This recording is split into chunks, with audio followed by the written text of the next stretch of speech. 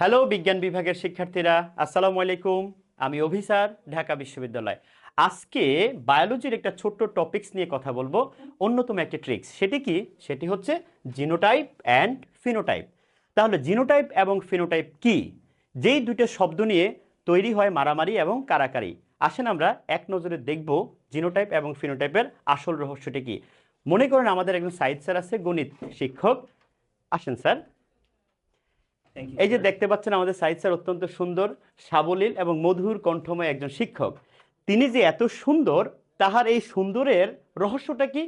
আমি তাকে বাহ্যিকভাবে দেখতে পাচ্ছি যে সে সুন্দর, কিন্তু তার হৃৎপিণ্ড, লিভার, ফুসফুস এগুলো কি আদৌ সুন্দর সেটা কিন্তু আমি জানি না।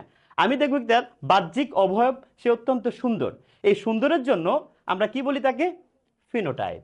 অর্থাৎ কোনো একটা জীবের বাহ্যিক বৈশিষ্ট্যকে আমরা কি বলবো? ফিনোটাইপ। এবার আমি গবেষণা করে দেখলাম তার এই সুন্দরের রহস্যের জন্য কোন জিন কিংবা কোন পরি দায়ী। এটা কি মহিলা পরি নাকি মহিলা জিন? আমরা এখন সেটা দেখব। আসেন, তার এই সুন্দরের রহস্যের জন্য যে জিনগুলো কাজ করে বা তার এই সুন্দরের প্রকাশের জন্য যে জিনগুলো দায়ী, সেই জিনগুলোকে আমরা এক কথায় কি বলি? জিনোটাইপ। মনে করেন সাইদ স্যার সাদা মানুষ, তো সাদা যেহেতু, এটা তার কিন্তু বাহ্যিক রং, কালার, বর্ণ। তাহলে এই বাহ্যিক কালার কিংবা বর্ণের জন্য রেসপন্সিবল কিংবা দায়ী যে জিনগুলো, তাদেরকে আমরা যদি বলতে পারি, মনে করেন এ এ এই দুইটা জিন, অথবা যেহেতু সাইদ স্যার তার মানে এস এস। ওকে, তাহলে তুমি কি জানো যে একটা নির্দিষ্ট বৈশিষ্ট্যের জন্য এক জোড়া জিন দায়ী থাকবে?